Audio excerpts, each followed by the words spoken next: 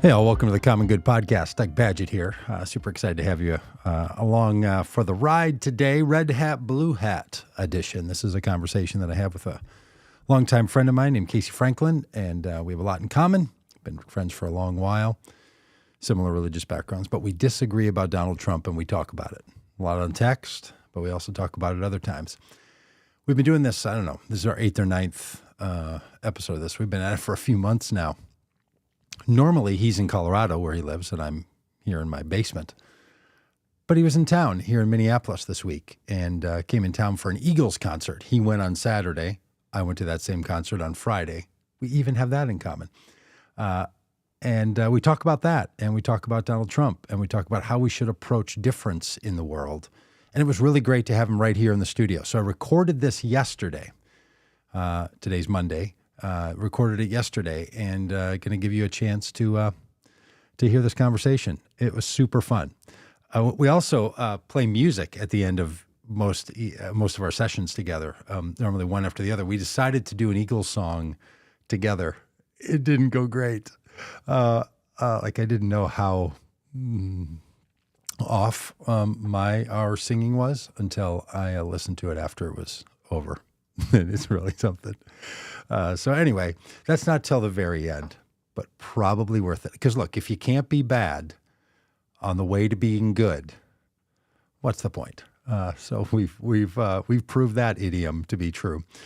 So here's a conversation. It was very, very great to be together. Even though we're friends, sometimes things can get a little contentious. And even though, we're talking on a video stream when we record these, and we're looking at each other's faces on our computer screens and monitors, there's still, a separation. And when you're right in the same space, it just warms up. And just an important reality about life, like how important proximity is. And, video proximity is better than non-video proximity a lot of times, but real physical exchange of the same air and space and energy does something. So it's our conversation. It ended up being really fun, and I hope is really helpful and got rather pointed for both of us about the things that we think and the things that we believe and call for in each other. So here it is, Red Hat, Blue Hat talk, in studio edition, and a little reflection on the Eagles. Hey, I'm going to be, I'm doing this live right now. So if you're watching this at 1:20 p.m. Central Time on the, I never even know what day it is, on the 20th of November, then as Alex is right now, hello from Tampa Bay. Alex, good to see you. You're in the chat.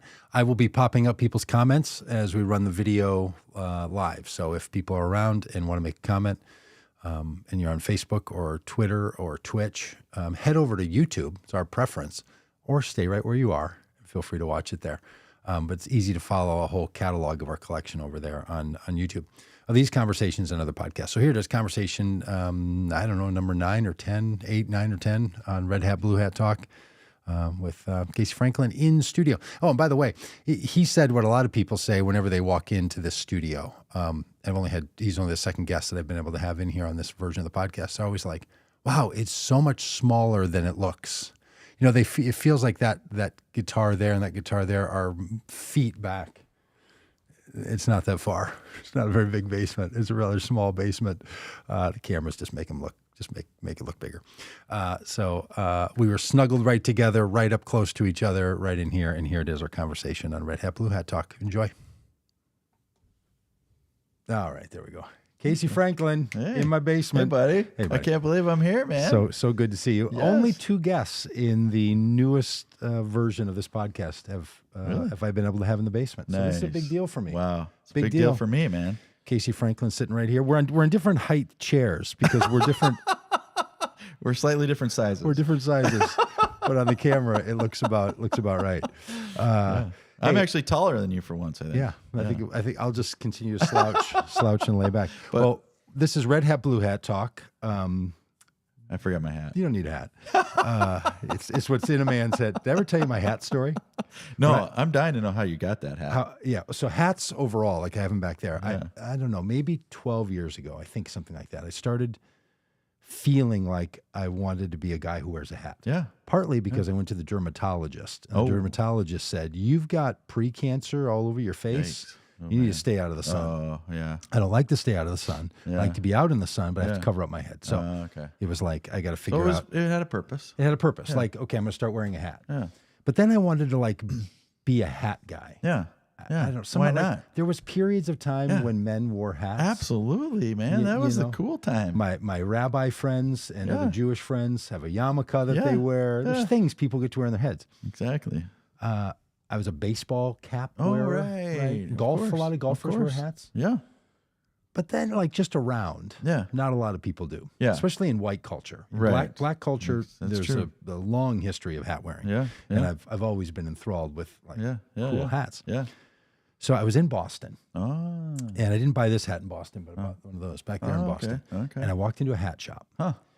It was a really nice little hat shop. Yeah. And I was looking around, and the guy said, "Hey, can I help you with anything?" I said, "Well, I want to be a hat guy. literally said that. I want to be a hat guy."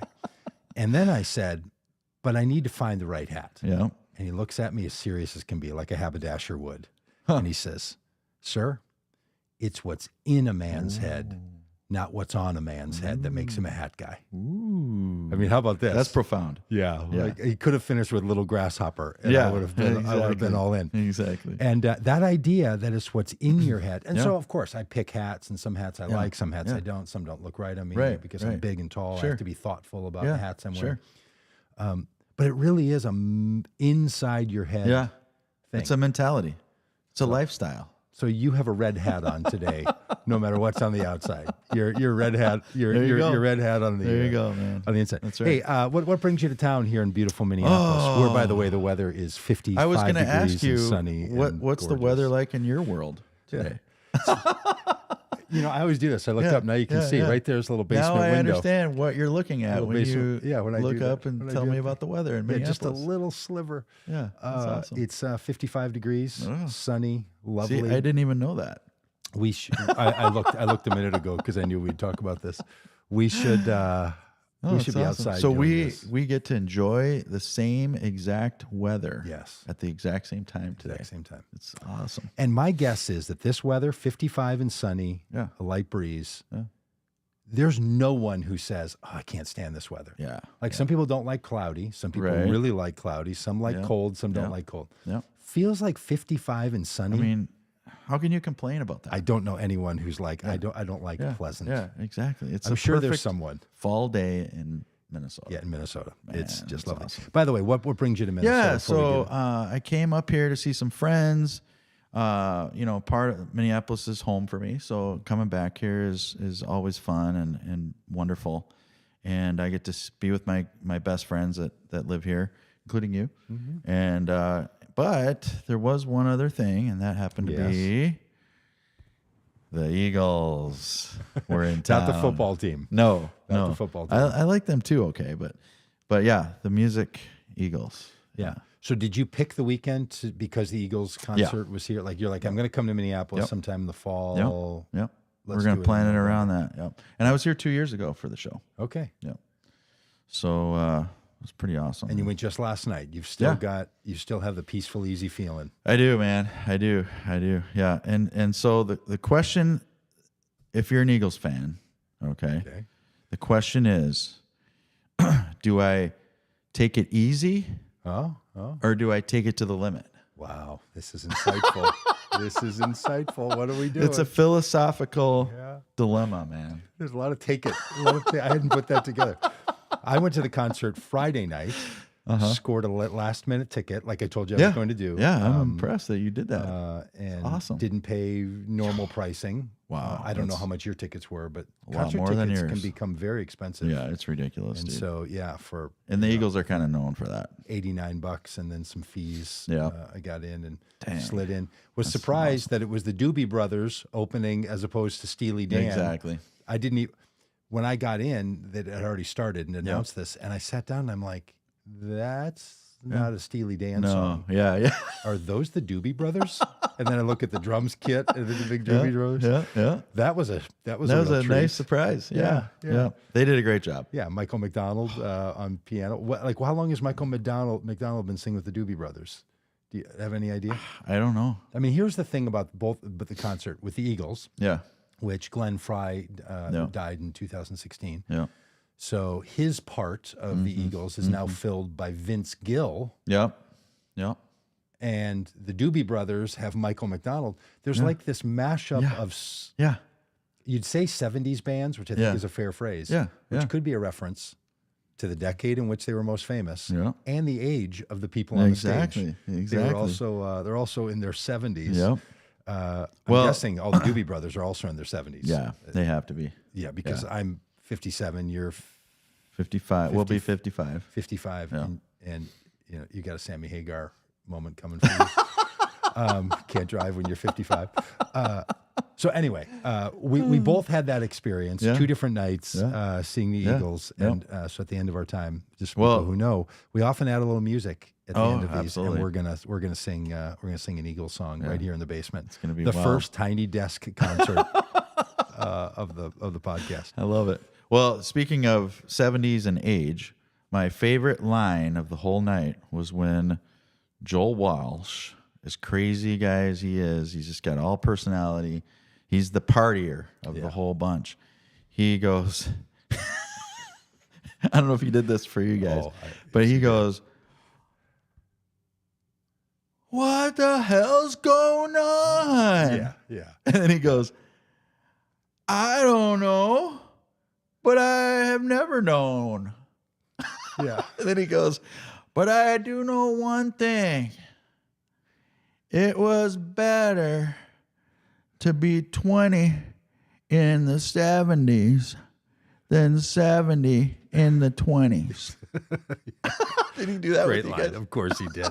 Great line. Yeah, they have that I think all the planned whole out. thing. I think the whole thing is on the button. Yeah. I think Yeah, it's there's- great line. Better to be 20 in the 70s than 70 in the 20s. Exactly. But there's another way. I thought about that after he said it. I thought, not every rock star Yeah. makes it to their 70s. Yeah, that's for sure.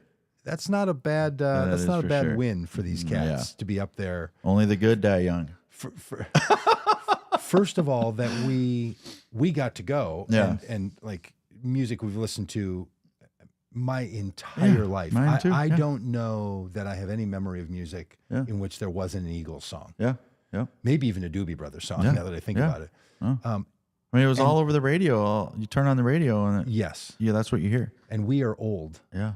right? Like I don't know. I was probably 6 when their music came out. Yep. So in my entire memory, Don Henley and Glenn Fry and gang have been singing, and they're still doing it. It was. They pull it something. off. And so I had a couple reflections about that. In fact, I'm going to write up this whole little post and email about what I learned about the common good at the Eagles concert. Oh, wow. Yeah. Because there was a lot kind of going on. A lot to take in and process. I was sort of paying attention.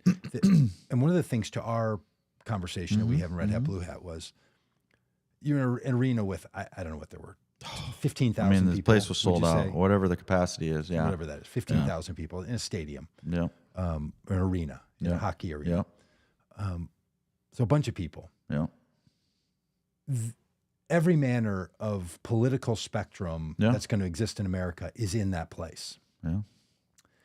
Maybe even amongst the band members. Yeah. I mean, I don't know. Yeah. I don't know what they all think about Right. politics, Right. if they think about it, but people who I'm sure are not into it at all, Yeah. people who are really committed to certain political outcomes Sure. Yeah. are in that arena, Yeah. are the roadies, are the sound people, Yeah. like across the board. Yeah.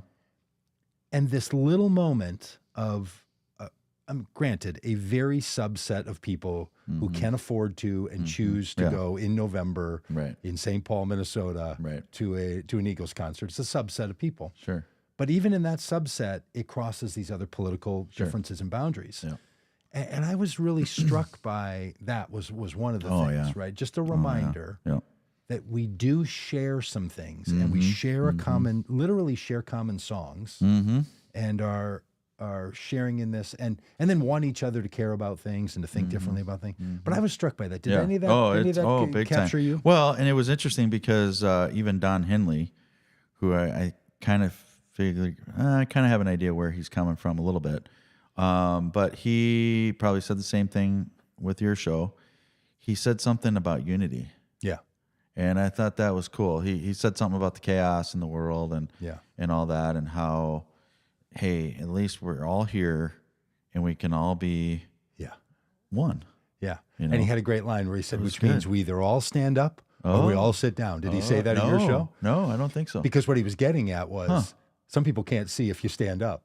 And then he goes, there's a ballad. Yeah. He said, we're going to be here till 11. Yeah, you might want to have a seat, right? He said that to us, but that was also interesting, right? Yeah. Like, hey, we're in this thing together, and there's going to be times when you're going to rise and times when you're going to, and some thoughtfulness. And he did a little love song. He said, I wrote this as about a couple or something. He said, but now I sing it for America. Oh, I didn't hear that part. Oh, and that's interesting. and you know, he kind of acknowledged he said the crazy making that is the beautiful crazy making that is this country. Like there was a little moment.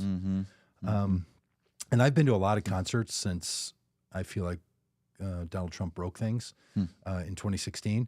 And in many of those concerts, the performers recognize the difference. And they're like, hey, in this moment we share this stuff, right? And some of them are very politically driven. Right. Some of them are not at all. I've been, to lots of shows. Yeah. But it rarely becomes a divider, even if the person, even if the musician has an opinion that is different. So I had a thought for you about that, because I feel like, and this might not be true, I feel like there's more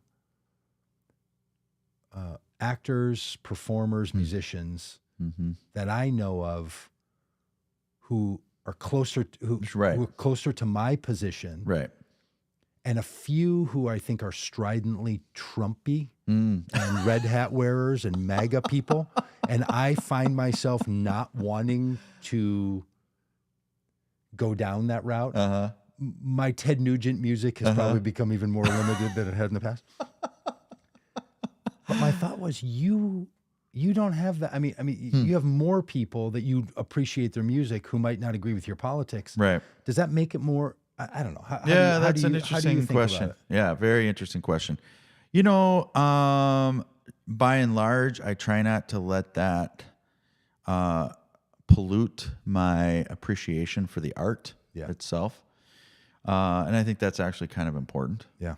Now, I'll admit there's certain groups that I probably may not have listened to otherwise anyways, but definitely I'm kind of like, I'm not interested because of where they're coming from. But you have to kind of get past that, I think. Now, there's other people that I resonate with, that probably see the world more like me and actually have a little bit of an agenda with their message that I resonate with. And I go, I like the music and I like the message. And who comes to mind when you think about that? Well, some of the more recent country guys that have come out with their political songs, like the small town song. Yeah, like the small town song. In a small town. Did you even know of that guy before that song came out? I don't think so. Yeah. And same with the south of Charleston guy. Yeah, but turns out he's not all there. He's like, this wasn't a pro. I don't know. I think the jury's a little still out on all that. I watched a lot of videos with that guy because he became such a thing. I don't think he liked being pigeonholed. Yeah. But I still think he was kind of trying to making a commentary about of a statement. Class. Yeah, for sure. Yeah. But I mean, I like that kind of. I think the message of the music is important. I always have felt that way.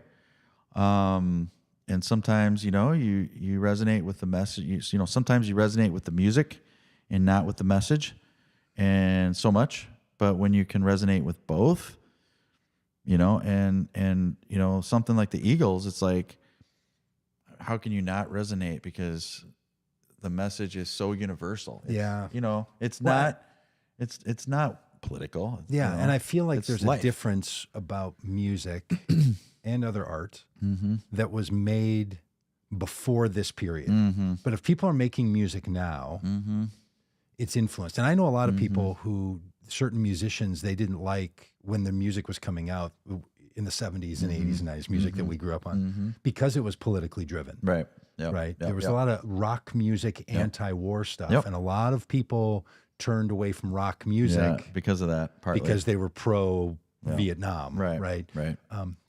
It feels like there's something different for any of the music or movies or books that were pre this period of time.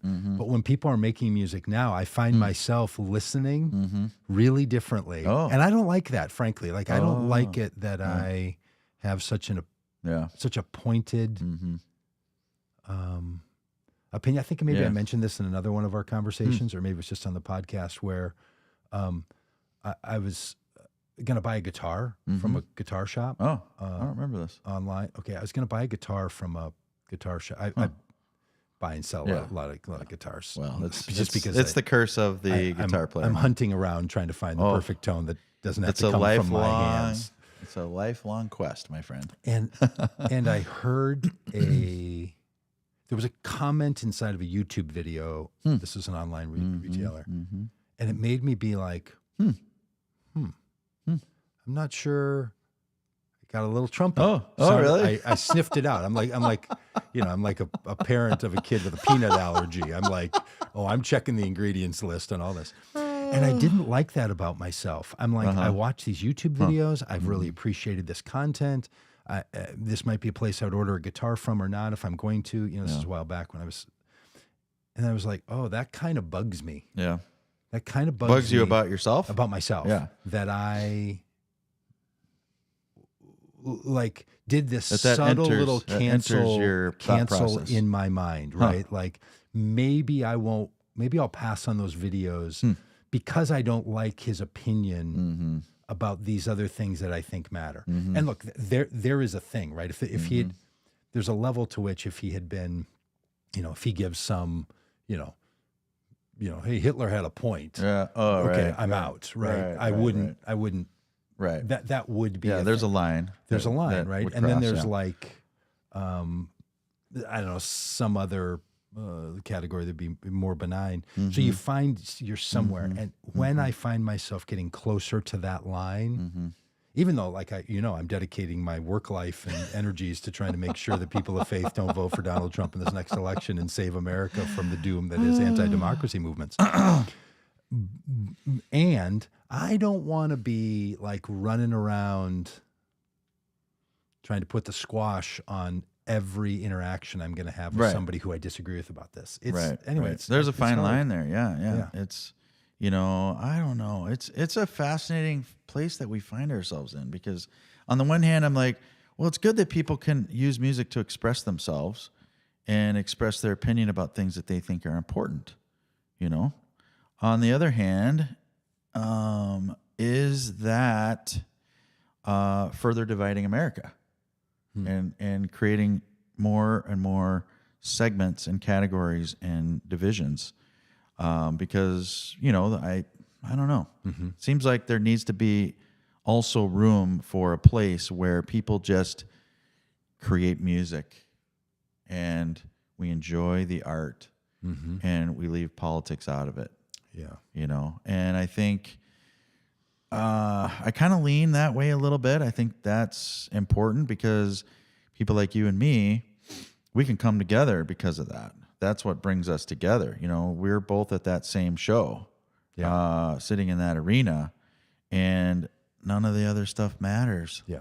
Because we're enjoying this beautiful music that we grew up with. Yeah.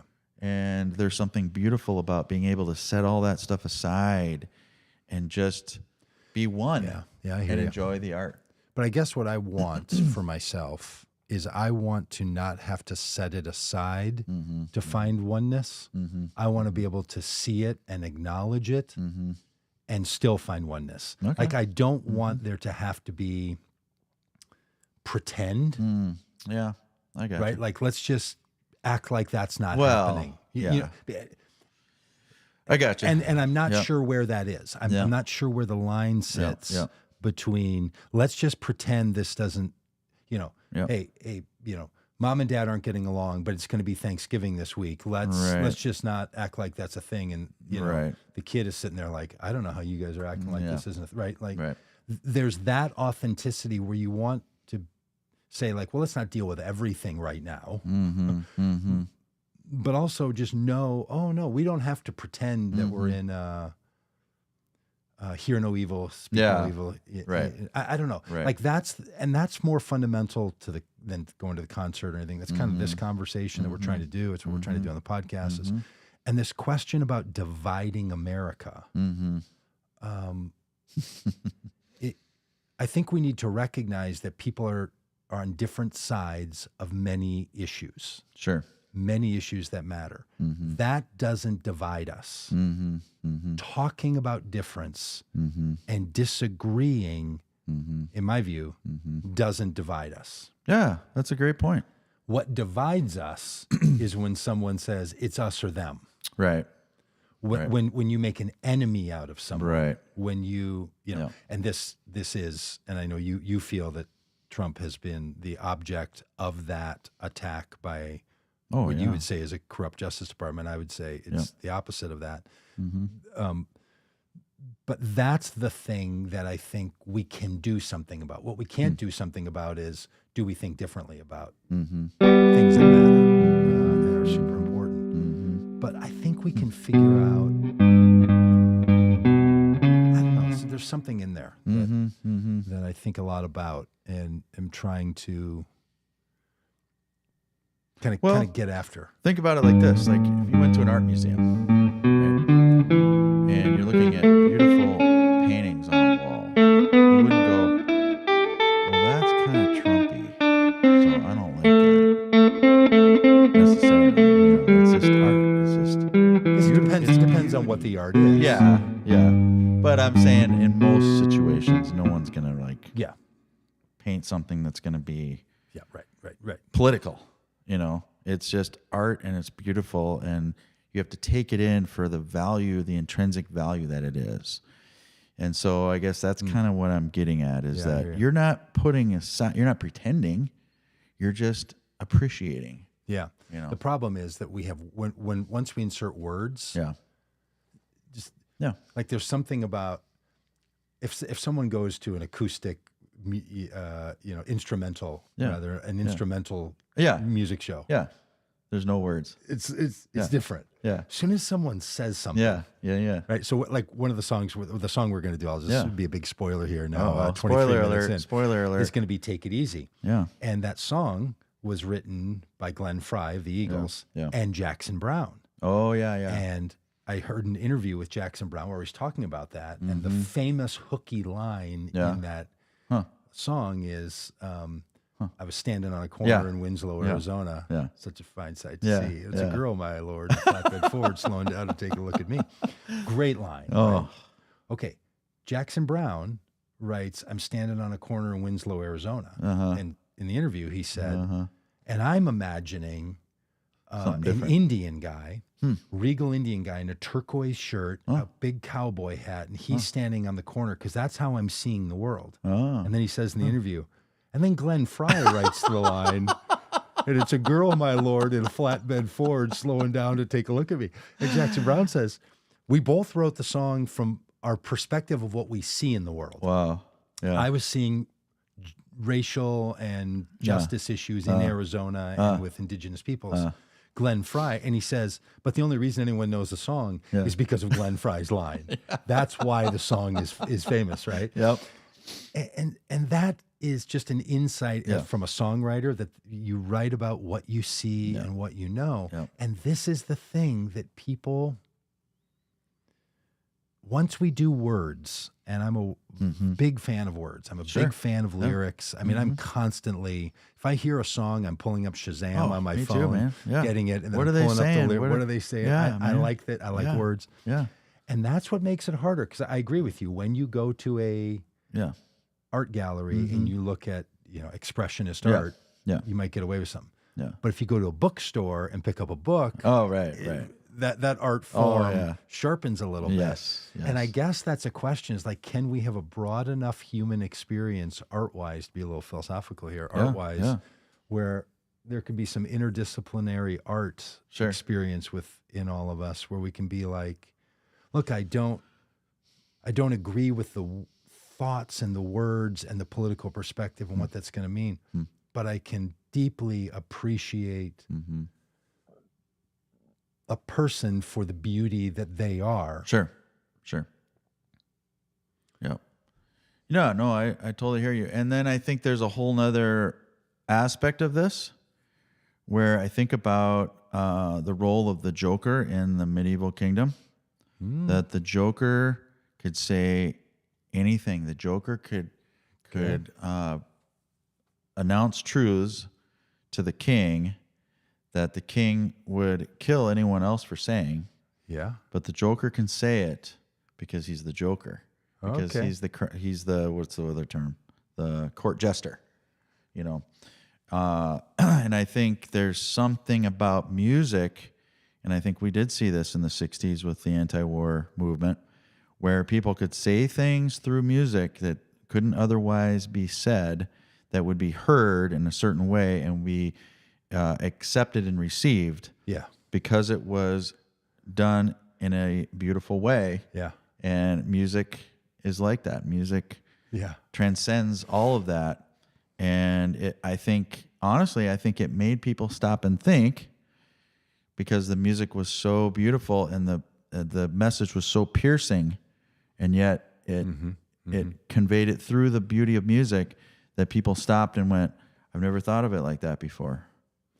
So somewhere in 2016-ish, somewhere in there, Glenn Beck, who's a political commentator, I don't know if you keep up with him, but Mormon guy, and conservative politically and theologically, came out against the song "Born in the USA."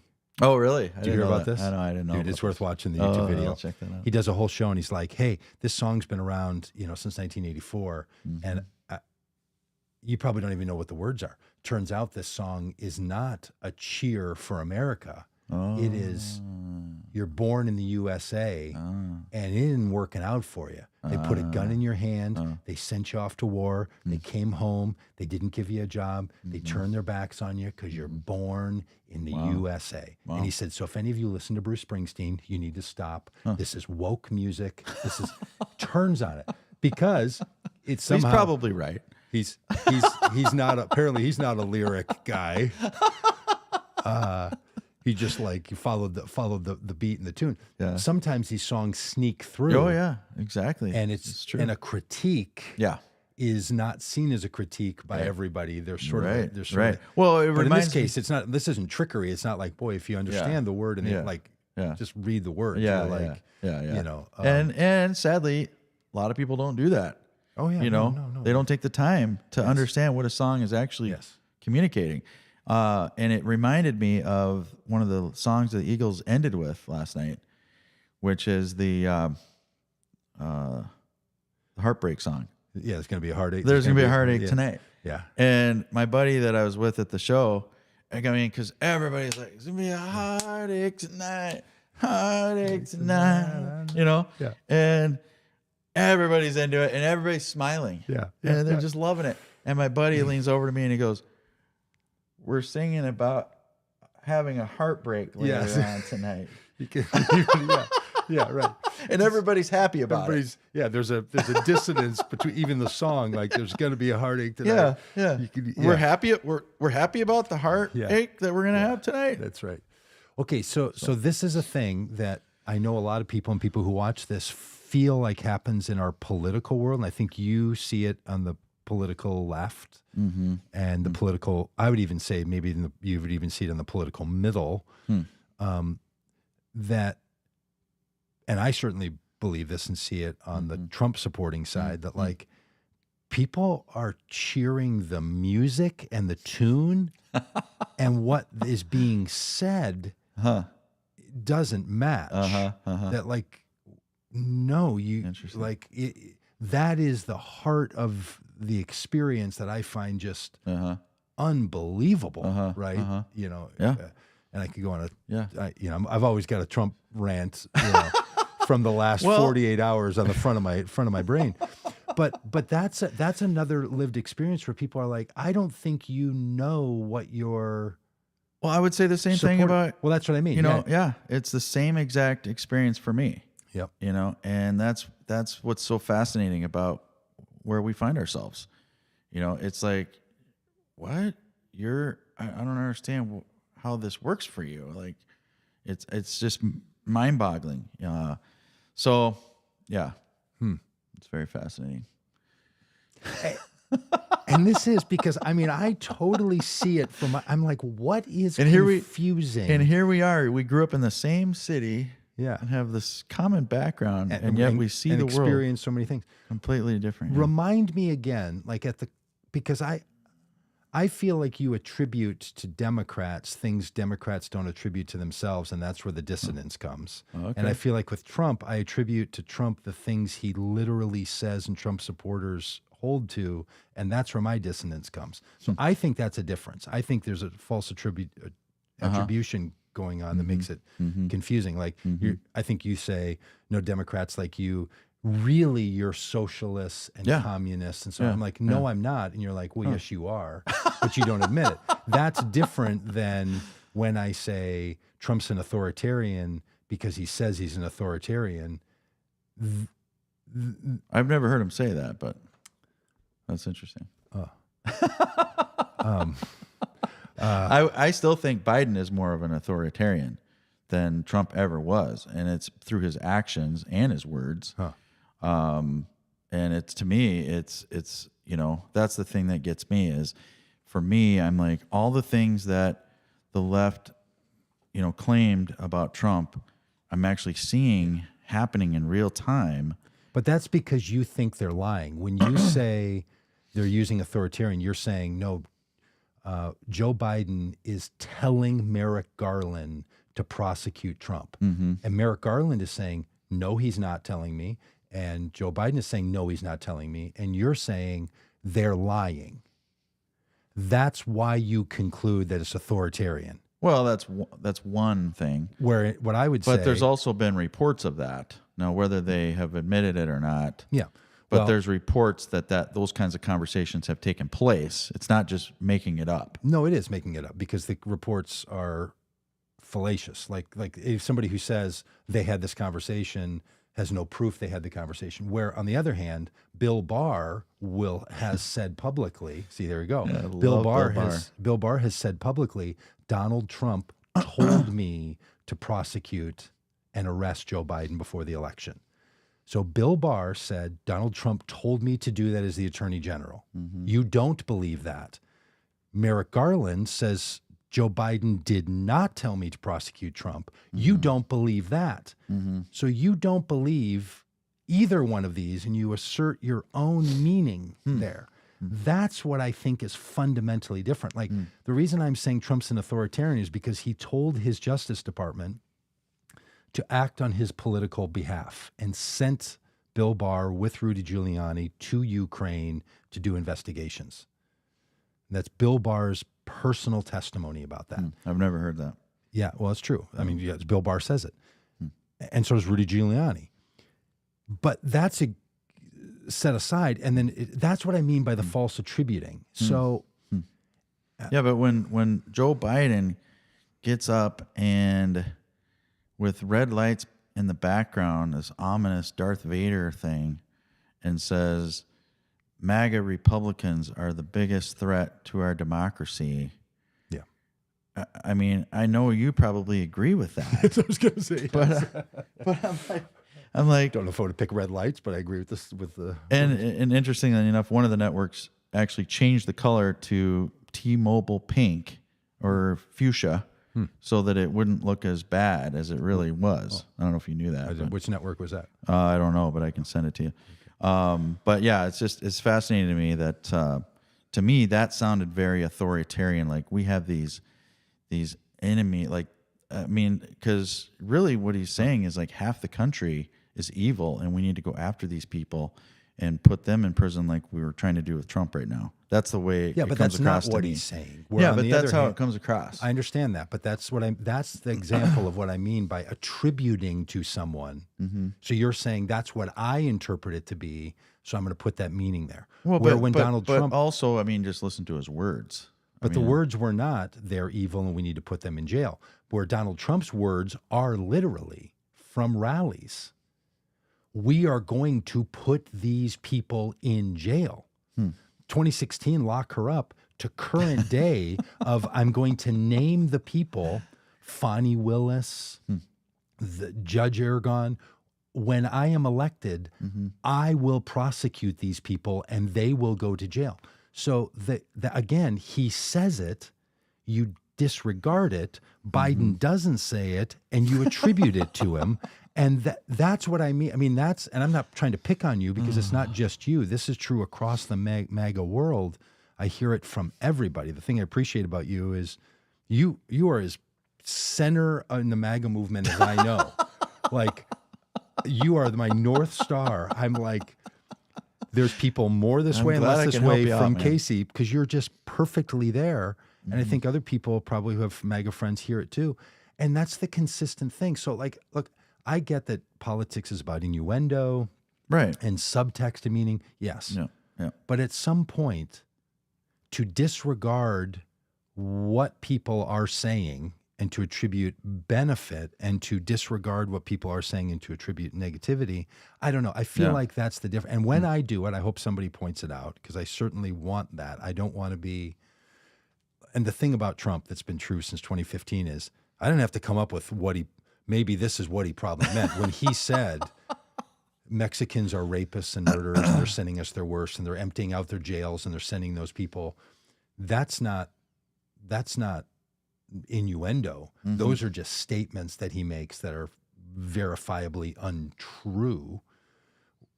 Now, a little more when he called people vermin this last week and all that. Now you're probably getting into some innuendo, but any chance. I mean, you might feel like, oh, Biden said bad things about the MAGA movement. He didn't say they're vermin. Right. Trump did. But how can you, as the president of the United States, accuse basically all the people that didn't vote for you? He's not accusing all the people who didn't vote for him. Yeah, but people that voted for Trump, which is a lot of people, okay? How can you accuse them of being, okay, he didn't use the word evil, but an enemy of democracy or the country, when, what I see happening is Trump's constitutional rights are being violated by saying you can't speak. You're not allowed to speak, which thankfully was overridden by a higher appellate court judge. But it's like free speech versus let's go after those people because they're a danger. Yeah. Okay. You probably heard the speech Biden gave. Yeah. He was very specific in that speech and said the majority of Republicans and the majority of Trump supporters do not hold to these anti-democracy movements. The MAGA movement, inside of that, that is what is a threat. He was explicit. I'll have to listen to it again. About those. So, fair enough. No.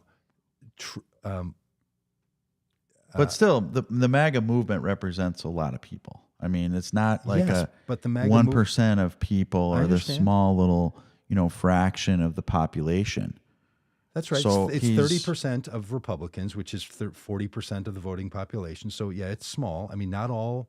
And that's just by general polling statistics of MAGA-only people, they're Trump or nothing. Like even in Iowa, 60% of the people who are Republicans are going to vote in Iowa in the primary, in the caucus, don't want to vote for Trump.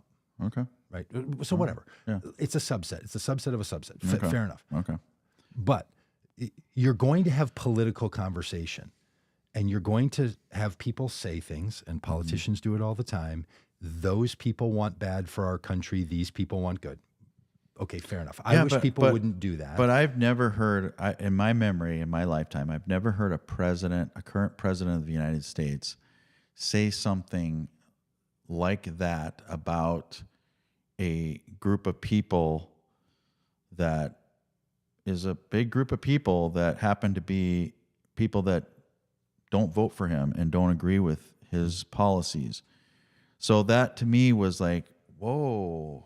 Did you hear Donald Trump as president? What is going on here? What he said about Democrats? Did you hear him say repeatedly, there's no way we can lose unless they steal this, that he called them anti-American? The rhetoric from the sitting president in 2020 about Democrats was as severe. It wasn't innuendo. Again, it was just over.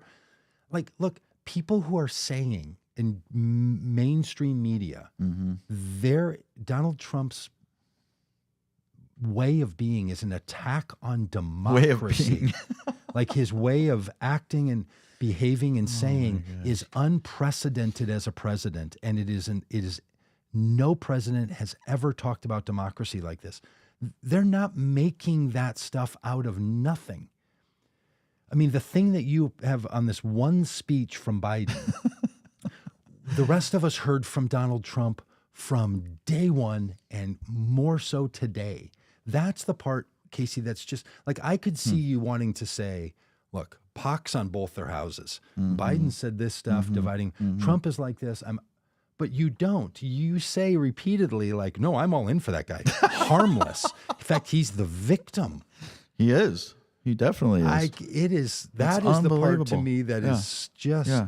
I mean, have you heard? Okay, speaking of music. Okay.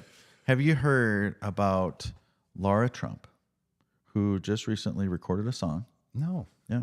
She recorded a song, and it happens to be a cover tune of Tom Petty's I Won't Back Down, which I think is kind of cool. I mean, we should do that one. A lot of people have covered that, yeah. Yeah. And so, she probably has a little bit of an axe to grind and a little bit of her own idea of what she means by that song, right? So she records it, and it's great. I mean, you should listen. It's well done. Okay. Really well done. She sounds like a musician, like an artist, professional artist. Well, so she put out this song, and she paid for advertising for a billboard, in, I think it was New York somewhere. And so she paid for the advertising. I'm sure it wasn't cheap on a big billboard. And they made an agreement, and the billboard comes out, and they wouldn't put the name Trump on it. She had the image of what she wanted. She paid for it. The billboard company? Yes. Oh. The billboard company said, sorry, we can't put the name Trump on there. So they put like her with a horse or something without the name Trump. And she's like, wait, I paid for this. And I'm guessing that's not all there is to that story, but what's your take?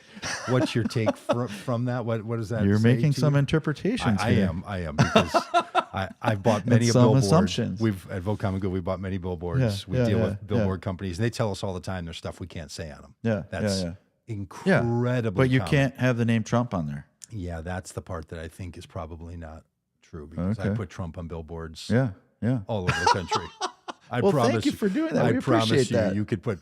My favorite is their "His Words Matter" billboards. Okay. Have you seen these where it's things Donald Trump has said on one side and things that Jesus said on the other? Yeah. I saw that. That's a treat. Yeah. No, we put Trump on billboards. But to me, it doesn't make sense. I'm like, okay. Yeah, it doesn't. Why would a company, an advertising company, whoever owns the billboard, not put it up the way that she requested it? And that well, there could be all kinds of reasons. I know there may be things we don't know. That the letters TRUMP can't be on a billboard. Yeah, that seems like not a. I mean, I hope you're right. I hope that I'm guessing that's probably that there's something more going on. But she was basically saying, "This is what I paid for." They said we can't do it that way, and so they're filing a lawsuit or having to take some kind of action about it. So So it's Boy, it's those people sorts get of things. sued a lot, don't they? The Trumps. Man, the Trumps. How many lawsuits have you been involved they're in? suing. No, the Trumps are suing. No, I understand them. It's not the other way around. No, I'm just saying involved in lawsuits. No, a lot of people involved in lawsuits. How many lawsuits? I mean, Well, I've when been you got a lot of involved money, in man. 0. When you got a lot of money, people like to I know a sue lot you. of people who have a lot of money who don't get sued all the time. I know so many people with so much money who are not being sued all the time. But are they in the public eye? Oh yeah. Oh, okay. Think of all the rich people you know. Yeah. Jeff Bezos. Well, I don't know who. How many? Oh, Elon Musk, our cat. I'm sure our he's Twitter getting cat. sued all the time. We just don't know about it. So And the government's going after him now because why don't we know about it? He's And we know about on Trump. the other side now. My guess is no. He's not being sued like this. I'm just saying these people are litigation prone. Prone. That's like being accident prone. Yeah. Oh yeah. Oh yeah. Yeah.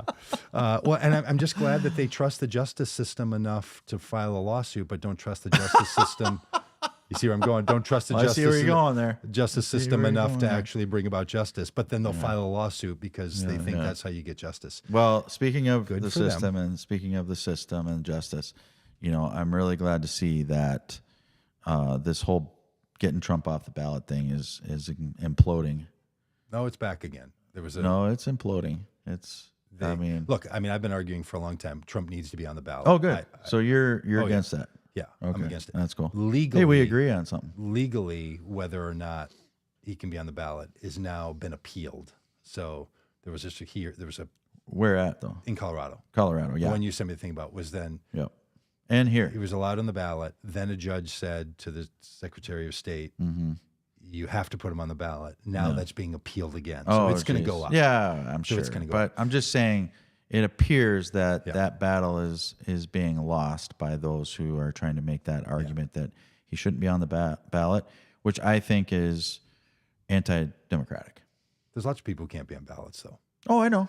So Yeah. it's not everybody. It's not everybody can. It's not anti-democratic to not be on a to not to well, be prohibited from being on a ballot. it's anti-democratic to take somebody who is legitimate and But that's meets the whole question. Meets the is he requirements. Yeah. Yeah. Like the people who've been Well, charged with insurrection, the Proud Boys and Oath Keepers, cannot be on the ballot, Sure. right? Right. So the question is not, is it? Well, wait, is it can they? No, they can't. Why not? Because if you've been charged with insurrection, Oh, right. Okay. So they were actually charged with it. which is what in the court But case, why haven't they charged Trump with it? in the That's what I don't get. I don't know I because stumped you. no, I'm just saying that's not that because insurrection is not the thing they've chosen to charge him with. But my They're question charging is him why? with interference and political Right, things all and kinds of other stuff. Yeah. But and I Totally. think that's the argument for why this is all bogus, is because he hasn't even been charged, let alone convicted of that. Right. But the which judge is ruled- supposedly. But the judge in that very case said Donald Trump participated in well, then why didn't they charge fostering him? an insurrection. Totally different question. Yeah. Totally different question of what judges are being asked to determine. The point of all this is we have a system by which judges make determinations. Trump supporting people seem to say regularly, we don't want there to be a system by which judges make determinations. Because when they do, they say the judge is corrupt, the judge is bad. Every time a judge rules against Trump, the system is corrupt. I just don't know how. I don't know how somebody can say I believe in the justice system, but every time it works against me, it's because it's corrupt. Well, But it's just a constant refrain, and I know there's no solution to that thing. But my gosh, it's so exhausting to hear a guy constantly tell the American people, "I'm here for you, and I need you to keep me out of prison." It's just so wacky. I don't think he says it quite that way, but Yeah. no, what he says is they're coming after you Yeah, yeah, and I'm standing in the way. yeah. They're coming after you, Casey. They are. They're coming after me. They are because I'm doing this right now. They're coming after me. I know it. Yeah, they're really not. You know who they are going after? Well, I'm glad this is a safe place. You know who they are Because going after? Actually, I'm in a safe place Donald here, I Trump. think. Yeah, in the bunker, in the basement bunker. All right, we gonna sing a song? Yeah, let's Should do we? it, man. Yeah, all right. So one of the things we do, friends, if you're familiar with this podcast, is we we sing songs at the end. Today we're going to do a duet together. As I mentioned, we're going to do an Eagles song because we both went to the Eagles show last night, and we're going to try to. I mean, I don't even know how well this is going to work, Casey. We didn't practice this ahead of time. We have not. Disclaimer.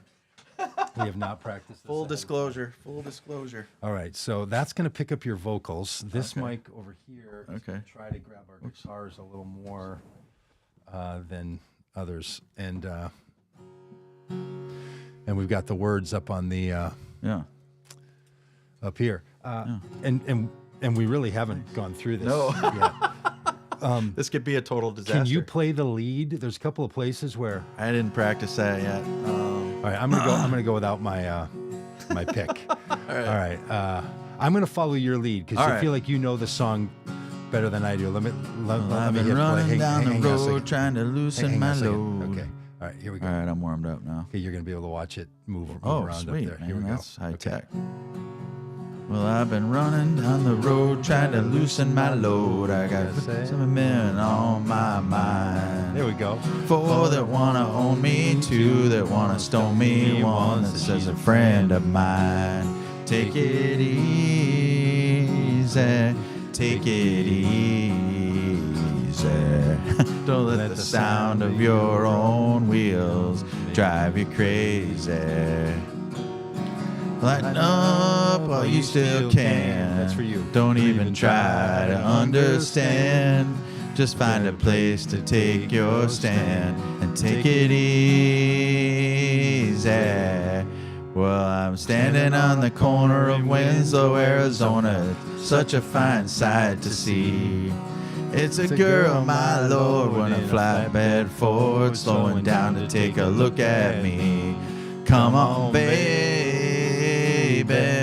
don't say maybe. How many times you sing this as a kid? Gotta know if your sweet love is gonna save me. We may lose or we may win, but we will never be here again. So open up, I'm climbing in, and take it easy. Should we skip that? Yeah, let's finish it though. Just this last bit. All right. Well, I'm a running. The chorus? Well, I'm a running down the road. Hang on. Well, I'm a running down the road, trying to loosen my load. I got a world of trouble on my mind. Looking for a lover who won't blow my cover. She's so hard to find. Take it easy, take it easy. Don't let the sound of your own wheels drive you crazy. Come on, baby, don't say maybe. I gotta know if your sweet love is gonna save me. That's pretty good. We did it. Yeah, right on, everybody. Oh, that's great. You might disagree about stuff, but you should be able to sing a song together. Exactly. And you know what? You got to be able to take it easy, man. Take it easy. Take it easy. And that's a great line, isn't it? It Don't is. let the sound of your own wheels drive you crazy. Yep, that's right. I mean, there's a little metaphor in there. Yeah, you know? oh, It's- yeah. That's pretty good. Don't let the sound drive you crazy. Lighten up while you still can. Yeah. And don't even try to understand. Feels like the theme song to something. All right. Hey, thanks everybody for being a part of Red Hat Blue Hat. Thanks, buddy. Yeah, man. Awesome. All right. So there it was. I mean, that singing at the end, maybe slightly better than the guitar interruption in the middle. When I'm sitting here running the comments, I'm also strumming my guitar and it picked up.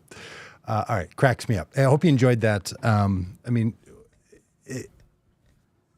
I really love Casey and appreciate him so much. And, I think for both of us, we represent sort of the epitome of just what's hard to recognize in the argument of the other one. And we all have people in our lives like this. And, boy, if we can still sing a song together and live in a country together and want the best for each other, want the best for the country, that sure seems like it would mean a lot. And I know this week a lot of us are going to be in family situations because it's one of those holidays where people get together and are feeling these same things, you know.